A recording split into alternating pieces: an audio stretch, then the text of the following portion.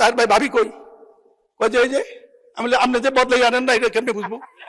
আমাদের হাউসে আমাদের বোনেরা এসছে এমপি হইয়া, বুঝলাম না তো কারা আপনারা। জাতীয় সংসদে মনিরুল হক চৌধুরী যে বক্তব্য দিলেন, তো এটার মধ্যে আর বেগম রোকেয়ার নাস্তিকবাদীর বক্তব্য মধ্যে তফাৎটা কোথায়?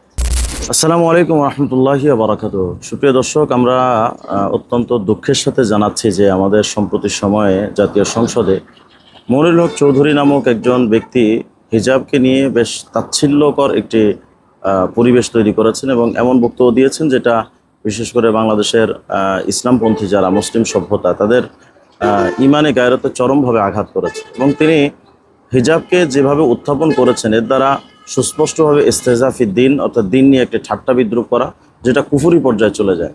যে বিষয়টা নিয়ে আসলে আমাদের সকলের মনে আঘাত লেগেছে এবং এটা একজন দাড়ি টুপিওয়ালা একজন বয়োবৃদ্ধ মানুষের থেকে এটা কোনোভাবে আমরা কামনা করতে পারি না। দেখুন, ইসলাম এবং ইসলাম যারা চর্চা করে বা মুসলিম সভ্যতা মহিলারা, তারা পর্দার মধ্যে আপাদমস্তক ঢেকে থাকবে, এটা আল্লাহ পাকের সরাসরি নির্দেশনা। যেমন আপনি সূরা আহজাবের 59 নম্বর আয়াত যদি আপনি দেখেন তাহলে স্পষ্ট দেখবেন আল্লাহ তাআলা বলছেন, ইয়া আইয়ুহাল্লাযীনা আমানু কুল লিআজওয়াজিকা ওয়া বানাতিকা ওয়া নিসাইল মুমিনিন ইউদনিনা আলাইহিন্না মিন জালাবিবিহিন্না। এখানে আল্লাহ পাক স্পষ্ট করে মহিলাদেরকে জিলবাব পরার কথা বলেছেন। জিলবাব শব্দের অর্থ তাফসিরে কুরতুবী 14 নম্বর খণ্ডে 243 নম্বর পৃষ্ঠা যদি পড়েন তাহলে দেখবেন জিলবাব শব্দের অর্থ হলো আন্নাহু সাওবুল্লাযী ইয়াসতুরু জামি আল বাদান, অর্থাৎ যেই পোশাক দ্বারা পুরা শরীর বা অবয়বকে ঢেকে রাখা হয় সেটাকে জিলবাব বলা হয়। এই জিলবাব পরার কথা আল্লাহ তাআলা কোরআন শরীফে বলেছেন, অর্থাৎ পুরো বডি মহিলারা যেন আবৃত রাখে। সুতরাং জাতীয় সংসদে সে যে দলের পার্টির বা যে পক্ষেরই মহিলা এমপি হোক না কেন, তার পুরো বডি ঢেকে রাখা বা শরীর আবৃত রাখা, বোরখার ভিতর আবৃত করা, এটাকে তুচ্ছ তাচ্ছিল্য করা, এটা তো প্রকারান্তে আল্লাহর আয়াতের সাথে তাচ্ছিল্য করা হয়ে যায়। সুতরাং এটা কোনোভাবে একজন মুসলিমের পক্ষ থেকে সমীচীন নয় এবং কোনোভাবে এটা উচিত নয় এবং কোনোভাবে এটা বৈধতা দেওয়ার সুযোগ নেই। তাছাড়া সূরা নূরের 30 নম্বর আয়াত যদি দেখেন সেখানে আল্লাহ তাআলা বলছেন, কুল্লিল মুমিনিনা ইয়াগুদ্দু মিন আবসারিহিম, পুরুষরা যেন তাদের চক্ষুটাকে অবনত রাখে।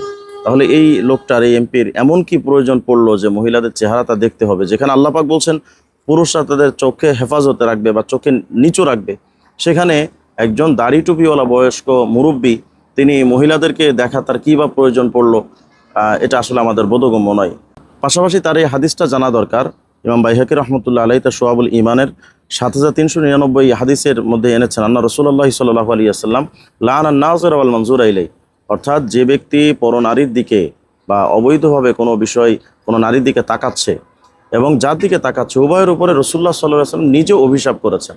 তো যে জিনিসটি অভিশাপের কারণ, সেই জিনিসটি নিয়ে তিনি সংসদে এভাবে আবেদনময় একটি বক্তব্য দিবেন, এটা আসলে আমরা কোনোভাবেই কল্পনা করি না। সহিহ মুসলিমে 2657 নম্বর হাদিসে আসছে, রাসূলুল্লাহ সাল্লাল্লাহু আলাইহি ওয়াসাল্লাম বলছেন, আল আইনু তাজনি ওয়াল কলবু ইয়াজনি ফাজিনাল আইন আন নজর, অর্থাৎ চোখেরও জেনা আছে, ব্যভিচার আছে। সেই চোখের ব্যভিচার হলো কোনো পরনারীর দিকে তাকানো, এটা চোখের জেনা। সুতরাং যে বিষয়টা জেনার একটি মধ্যস্থকারী, অর্থাৎ যে জিনিসটা জেনার দিকে মানুষকে ধাবিত করে বা যে বিষয়টাকে রাসূলুল্লাহ সাল্লাল্লাহু আলাইহি ওয়াসাল্লাম জেনা বলে উল্লেখ করলেন, সেই বিষয়টা তিনি জাতীয় সংসদের মতো একটি গুরুত্বপূর্ণ একটি স্থান, যেটা আমাদের বাংলাদেশের 18 কোটি মানুষের একটি গুরুত্বপূর্ণ পয়েন্ট, সেখানে তিনি এভাবে হিজাবকে তাচ্ছিল্য করবেন, এটা তো আসলে আমরা কোনোভাবেই মেনে নিতে পারি না। এই বিষয়টি আপনাদের সকলে জানা দরকার যে বোরখা, হিজাব, নিকাব এ ব্যাপারে কটূক্তি করে তো নাস্তিক্যবাদ। তারা এইভাবেই, তিনি যে স্টাইলে বক্তব্য দিয়েছেন এই স্টাইলে তো নাস্তিকরাই বক্তব্য দেয়। যেমন নাস্তিকদের মূল বক্তব্য হলো তারা মহিলারা যখন বোরখার আবৃত থাকে, আমরা অনেকভাবে দেখেছি নাস্তিকরা এটা বলে বা ইসলাম বিদ্বেষী যারা তারা এটা চর্চা করে, ব্যাপকভাবে এটা ছড়ায় যে যারা পতিতাবৃত্তি করে তারা বোরখা পরে করে যেন তাদেরকে না চেনা যায়। আপনি আরও যদি দেখেন, বেগম রোকেয়া বাংলাদেশের নারীবাদীদের প্রথম যে মুখপাত্র বা আবিষ্কারক বললেও ভুল হবে না বাঙালি জাতির, এই বেগম রোকেয়া বোরখার ব্যাপারে যে সমস্ত বক্তব্যগুলো দিয়েছে তারই একটি প্রচেষ্টা বা তারই একটি চর্চা আমরা মনে করছি এই মনিরুল হক চৌধুরীর এই বক্তব্য।